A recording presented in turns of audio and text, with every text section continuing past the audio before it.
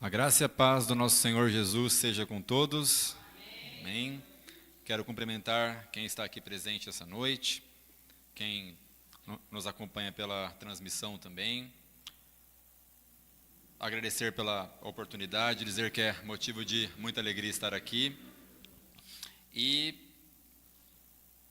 pedir aos amados, tanto aqui presentes quanto em casa, que se coloquem em pé, em reverência à palavra do Senhor, à leitura da palavra. E abram na carta aos Hebreus, capítulo 10.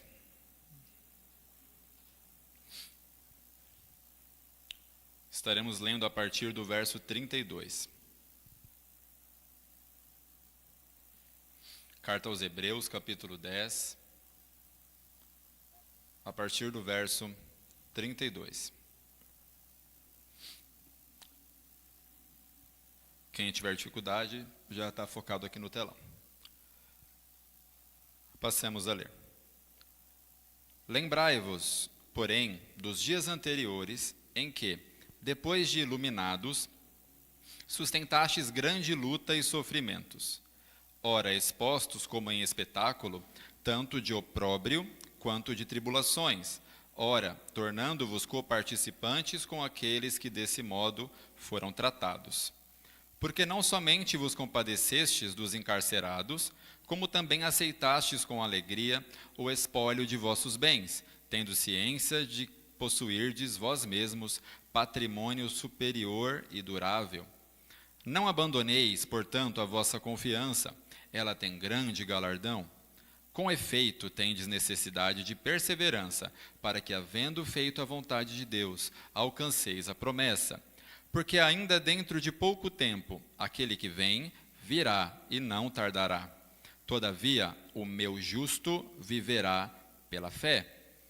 Porém, se retroceder, nele não se compraz a minha alma. Nós, porém, não somos dos que retrocedem para a perdição. Somos, ao contrário, da fé para a conservação da alma. Até aqui podemos assentar.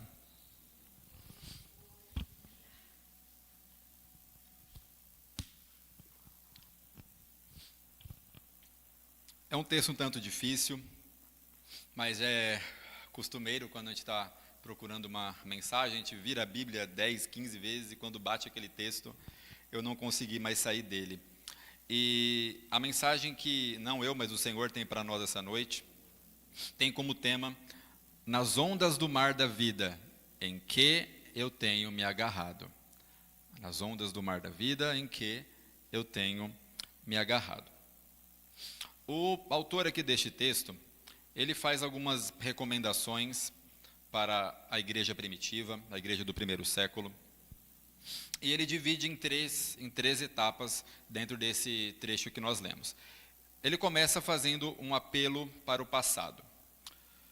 Lembrai-vos, porém, dos dias anteriores, quando fostes iluminados. A questão aqui do fostes iluminados. Quando recebemos a luz, quando fomos iluminados pelo Evangelho, o nosso Senhor disse, eu sou o caminho, a verdade e a vida, aquele que anda por mim não andará em trevas e terá a vida eterna. Então, Ele é a luz do nosso caminho, é Ele que nos guia para uma nova vida. E o apelo aqui é para que nos lembremos dos dias anteriores. E quando a gente pensa em lembrar do nosso passado, não é no nosso tempo da ignorância, não é no tempo em que vivíamos como bem entendíamos e nos considerávamos donos do nosso nariz. Não. O apelo aqui é para quando nós nos achegamos à fé. Todos nós conhecemos aquela expressão, o primeiro amor, né? Quando nós conhecemos o Senhor, tudo parece muito mais intenso, queremos falar de Jesus com mais intrepidez, queremos que todos os nossos familiares se acheguem para Jesus, oramos mais, lemos mais a palavra, mas com o tempo isso, infelizmente, vai diminuindo. E o autor aqui sempre deixa muito claro, lembrem desta época quando vocês estiverem em dificuldade, porque nesse tempo o Senhor vos sustentou em grandes lutas e dificuldades. Eu creio que cada um aqui, talvez os mais jovens não, mas já passou por algum momento em que você disse: Senhor, se não fosse o Senhor, eu não estaria aqui hoje. Você passou por uma questão talvez de doença, você passou por uma situação de um grande livramento em que você viu a mão do Senhor te tirar da beira, da sombra da morte e te colocar de lado no último segundo. E é desse momento específico que o autor dessa carta está se referindo. Quando vocês passarem por tribulações, e deixando claro, este povo a quem foi direcionada essa carta estava passando por terríveis tribulações. Eu sempre costumo dizer, a igreja brasileira, a igreja do Ocidente, não conhece o que é perseguição. Esse povo estava sendo preso, nós vamos ler mais adiante aqui, estavam perdendo os seus bens, estavam perdendo os seus direitos por amor ao Senhor. E o autor aqui deixa claro, olha, mesmo que vocês estão vivendo isso agora, mas lembrem lá do começo. Ele dá a entender que agora não estava tão terrível, porque ele fala, ó, vocês já passaram por coisas piores. A mão do Senhor já tirou vocês de situações muito, muito piores. E ainda, dando um exemplo mais profundo, muito melhor do que dificuldades terrenas, no verso 2 do Salmo 40, diz que o Senhor nos tirou de um charco de lodo e nos colocou na rocha, que é o Senhor. Então, muito além das nossas dificuldades, num dado momento da nossa vida, uns mais cedo, outros mais tarde, o Senhor nos tirou da lama do pecado, o Senhor nos tirou daquela pessoa que nós éramos, terríveis. Não caia na mentira que o mundo aí diz que o ser humano é bom, mas a convivência o corrompe. Não, o ser humano é terrível. Se nós fôssemos bons, o nosso Senhor não seria cravado numa cruz, morto por asfixia, vilipendiado, xingado, cuspido. Ele não foi crucificado para salvar pessoas boazinhas. A palavra diz que ele se entregou quando éramos inimigos do Pai. E nos tirou dessa condição. Então, que nós, se estivermos passando por um momento de luta, eu não sei a vida de cada um aqui e de quem está em casa, mas se lembre de momentos mais terríveis na sua vida e tenha essa convicção, assim como Ele tirou você daquela situação, Ele não pode tirar novamente? Assim como Ele te tirou da cama do hospital, da maca. Eu até vou usar um exemplo aqui. Assim como o Senhor tirou uma criança que estava com uma perna maior do que a outra, com paralisia infantil, me refiro à minha mãe, num tempo onde não havia SUS, num tempo onde não havia recursos, e pela oração de uma pessoa que nunca pisou numa escola, mas era cheia do Senhor, e com certeza de outras ali juntamente com ela, o que nem a medicina conseguiu fazer, até hoje, o Senhor fez. Então esse mesmo Deus que faz isso, Ele pode mudar todos os cenários na nossa vida.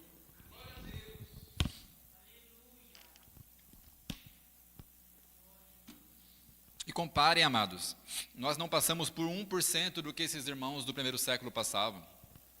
Temos essa porta aberta aqui toda semana para cultuar. Não chegam guardas aqui para prender tirar a vida de outros. Essa era a rotina da igreja primitiva.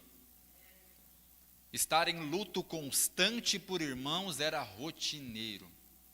E muitas vezes reclamamos por tão pouco. E o apelo aqui, ele começa falando do passado. E no verso 33, ele vai deixar claro pelo que aquelas pessoas estavam passando, ou já haviam passado. Vocês foram expostos em espetáculo, tanto em opróbrio quanto em tribulações. Opróbrio aqui é humilhação. Os reis daquela época, os imperadores romanos, não somente matavam, mas gostavam de fazer a morte, o martírio dos cristãos um espetáculo. Não se contentavam em matar os cristãos, mas em amarrar numa tocha humana, pôr uma haste, amarrar as pessoas, jogar piche e atear fogo para iluminar um jardim. Jovens, crianças, idosos, jogados no Coliseu, um grande local de espetáculos, soltavam leões famintos. Qual era o crime deles? Viver para o Senhor. E é para este público que este autor está se dirigindo. Olha, vocês já passaram por situações assim?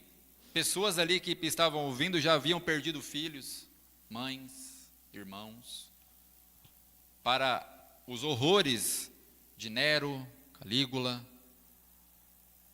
tantos outros. E ele diz, olha, vocês passaram por humilhações, vocês passaram por tribulações, e os que não passaram, deram forças para aqueles que passaram. Como que a gente atribui isso para os nossos dias? Talvez você que me escuta não passou por algo tão terrível, mas presenciou alguém próximo de você, e o Senhor talvez usou a tua vida para aliviar a dor daquele próximo, mas não foi pela tua capacidade. O Senhor usa instrumentos para diminuir o sofrimento do próximo também. Ele nem sempre age diretamente, milagrosamente. Muitas vezes ele usa vidas. E a partir do verso 35, aliás, ainda no 34, ele deixa uma questão curiosa aqui. Além da humilhação, o autor aqui diz que aquele povo estava alegre por ter perdido os bens por amor do Senhor. Ele diz aqui, vocês se alegram por ter os bens expoliados. Aqui é perder direitos, perder os bens. Ah, você é crente? Ah, você é da seita dos nazarenos? Ah, você é desse povo do caminho, que eram esses os nomes que os nossos irmãos tinham?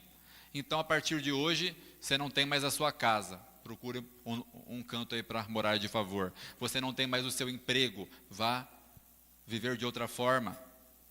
Perdiam os direitos. E se alegravam por isso. Mas por que se alegravam? Porque o Senhor já havia dito, eu passei por isso, vocês também passarão, mas tenham de bom ânimo, porque eu venci o mundo. Vocês estão perdendo direitos, estão perdendo até mesmo filhos, pais. Como é que a gente explica para o mundo racional aí fora? Alguém se alegra por perder coisas o tempo todo em amor de um homem que morreu há 2000 anos. Ainda hoje temos irmãos que são expoliados. Não era apenas naquela época, mas como explicar? Como alguém se alegra por perder? E ele dá ainda detalhes, mas vocês se alegram também porque vocês têm noção, vocês têm ciência de que o bem maior de vocês não é isso aqui. A nossa pátria celestial é que nos aguarda. Talvez não por perseguição, mas talvez alguém aqui já tenha perdido muito na vida. Talvez alguém já tenha perdido tanta coisa que hoje fala, cara, eu não tenho mais nem muito o que perder. Mas o nosso maior ganho não está aqui nessa vida. O nosso maior ganho está no dia em que partirmos para o Senhor e Ele nos receber e dizer, bem-vindo, bendito, bendita de meu Pai, entra no descanso do teu Senhor. Não tem recompensa maior do que essa. E agora, durante esse texto, o autor vai fazer uma transição. Agora ele já não vai falar mais de passado.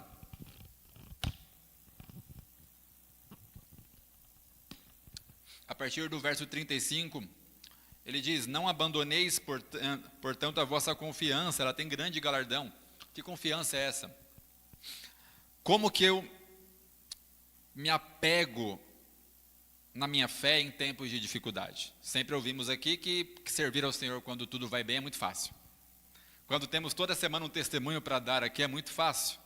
Quando numa semana temos uma promoção, na outra semana um livramento, é muito lindo, é muito legal. Mas quando o Senhor não responde, mas quando a coisa não acontece como a gente quer, quando chega o diagnóstico do médico, E a resposta do Senhor é espera. A mão já não levanta tanto.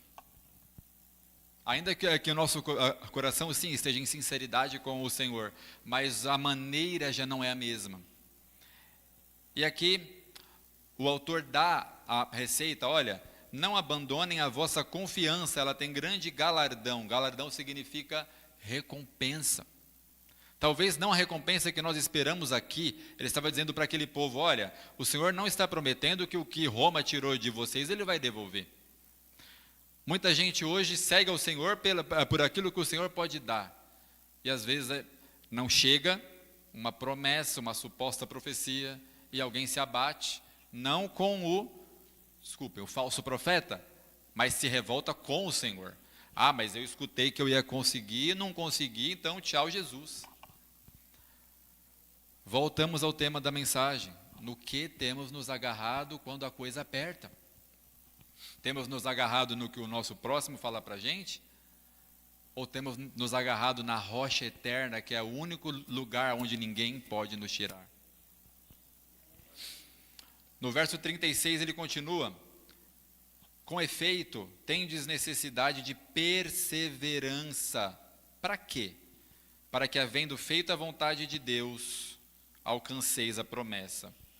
Aqui ele diz, vocês precisam de perseverança. O que é a perseverança? Você insistir é semelhante à resiliência. Quando você não tem nem motivos para insistir. É você persistir quando está tudo vindo contra.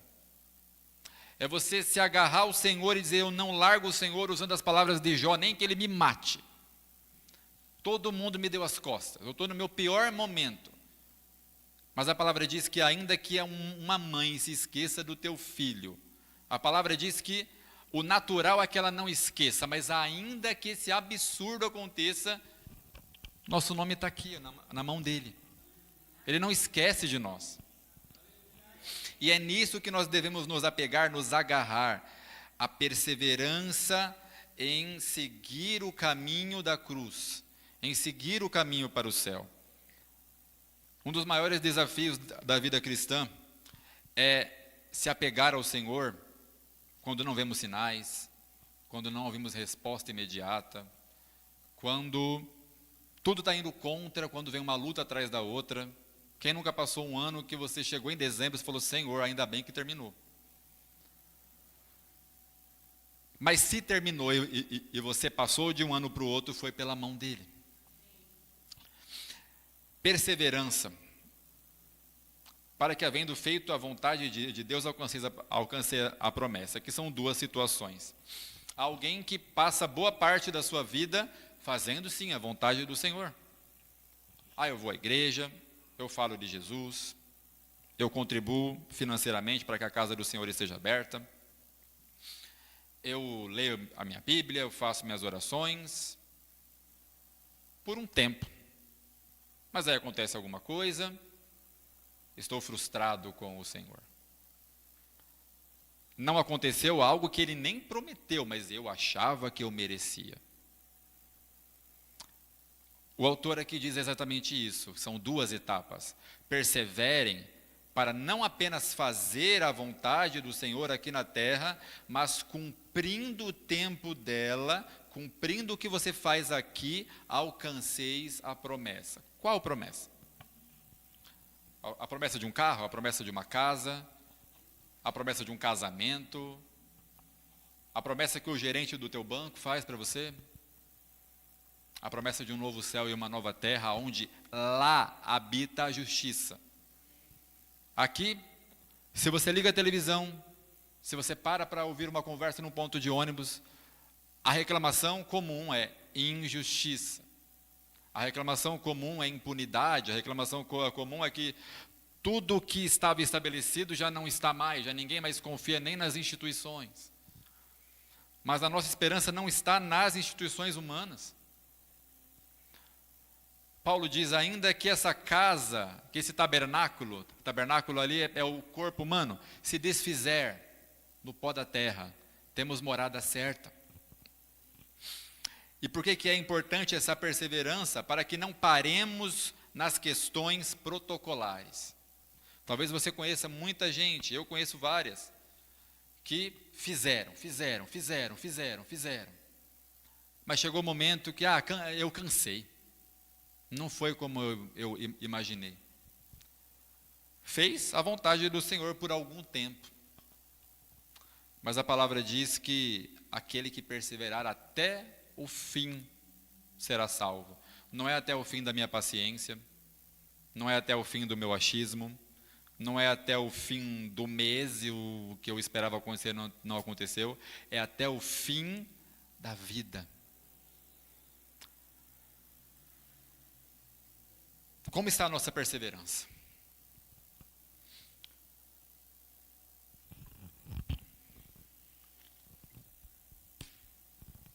A perseverança é uma necessidade vital.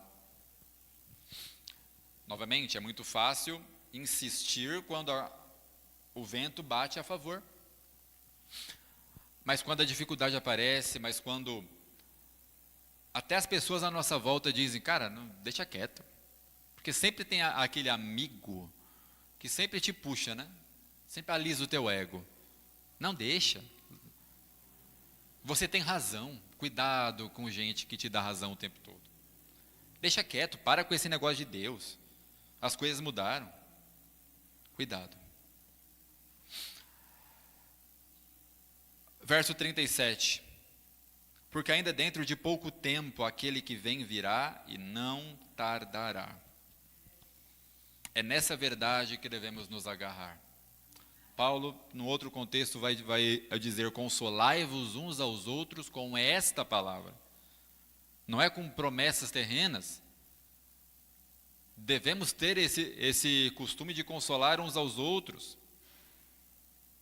Quando vamos falar com uma pessoa que já está na última idade, já está ali fraco, não perca horas e horas conversando com a pessoa sobre a doença dela. Diga a ela, olha, você está mais próximo da promessa do que eu. É motivo de se alegrar. Parece estranho, mas a pessoa está convalescendo, mas se ela viveu para o Senhor, ela está próxima. Paulo nos diz que hoje estamos muito mais próximos da promessa do que quando aceitamos a fé. E é nessa verdade que devemos nos agarrar verdadeiramente. Que aquele que prometeu vir, virá e não tardará. E ainda que nós não vejamos a volta do Senhor para todos, o Senhor vai voltar para cada um de nós no nosso último dia. Verso 38. A coisa aperta um pouquinho agora. Todavia, e eu gosto dessa tradução, não sei se é a mesma, o meu justo, olha o cuidado do Senhor, viverá pela fé. E não é pela fé do que eu acredito que vai acontecer. Temos que tomar esse cuidado, porque muitas vezes se interpreta, eu vou viver pela minha fé, o que eu acreditar que vai acontecer, o Senhor tem que fazer. Tomemos cuidado com isso. Viver pela fé em Cristo, como diz a Escritura. Aquele que se apegar ao Senhor, dentro do que Ele prometeu, dentro da promessa verdadeira dEle, está firmado na rocha eterna e nada vai abalar, como diz aquela parábola. Se a sua casa está na rocha, bate a tempestade, bate a dificuldade, bate o vento. E como bate? Mas a casa está lá firme. Agora, se eu firmo a minha casa, e casa aqui é a tua vida com o Senhor, em falsas promessas, se eu firmo a minha vida no que eu acho, no que eu quero deste mundo, é como uma casa na beira de um barranco cravada na terra. A hora que a terra descer, a casa desce junto. E a palavra diz que grande é a queda. O meu justo viverá pela fé. Viverá aqui no sentido de passará a tua vida perseverando e vivendo pelo Senhor e para o Senhor até o dia final.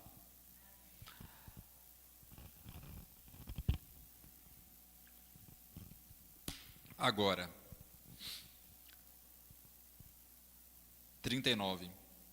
Caso retroceder, voltar atrás, 180 graus, caso der as costas, caso largar o arado, a minha alma não tem prazer nele. Quantos naquele dia darão 1000 desculpas? Mas Senhor, mas eu fiz e desfiz com o teu nome, mas o Senhor viu o que aconteceu.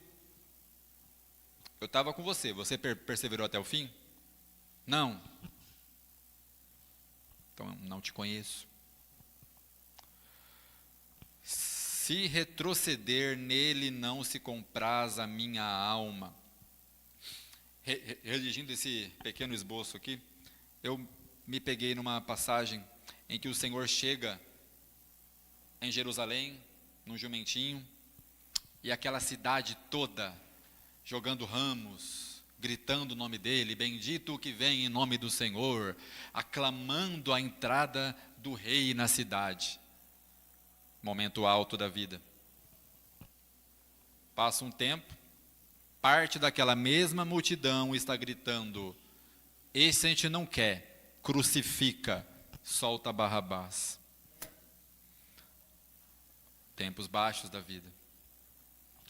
E o Senhor não se iludiu com a aclamação, mas também não se abateu com a rejeição. Usando desse mesmo espírito, Estevão, pedra vindo na direção dele, ele sabendo que ali ele iria morrer. O foco dele não estava nas pedras.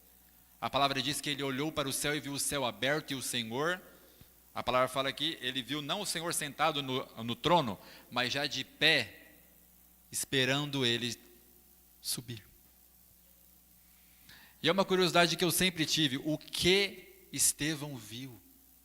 Ok, ele viu o Senhor, mas ele viu o Senhor numa forma tão esplêndida, tão gloriosa, que o foco dele não estava nas pedradas, e imagine, não eram pedrinhas, eram blocos desse tamanho, de todo tamanho, a pessoa era apedrejada até morrer.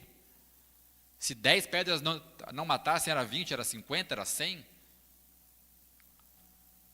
E ele ignorou até a dor, por olhar para o Senhor.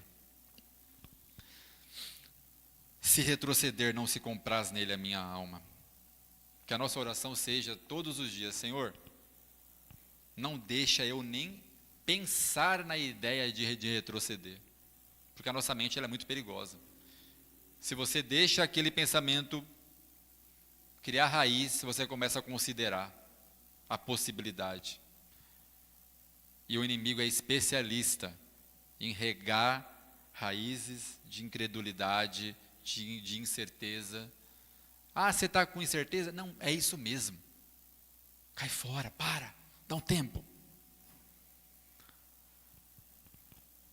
Nós, porém, verso 39, não somos dos que retrocedem para onde? Para a perdição.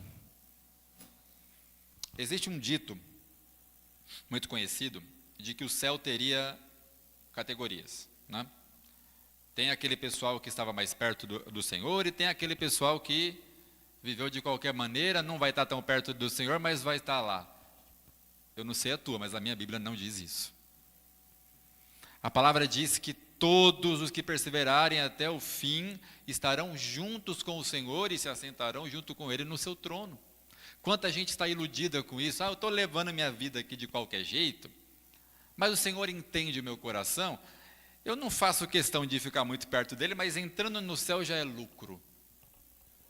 Não estamos mais falando do templo lá em Jerusalém, onde tinha o espaço das outras nações, dos gentios, das mulheres, divisões. Não há isso. O céu é para aqueles que ainda, novamente como Jó, ainda que ele me mate, eu não largo dele. Ainda que eu perca tudo, ainda que, essa mesma escritura diz, ainda que o mundo te odeie, por causa do nome do Senhor, você não larga dele. Não somos dos que retrocedem para a perdição, somos, entretanto, ao contrário, da fé, para a conservação da alma. Se há uma coisa que nós devemos conservar é a nossa alma. Essa carcaça aqui vai para a terra. Uns para o fogo, cremação, outros para decompor. Isso não importa. Mas como passaremos a nossa eternidade? Temos perseverado para isso?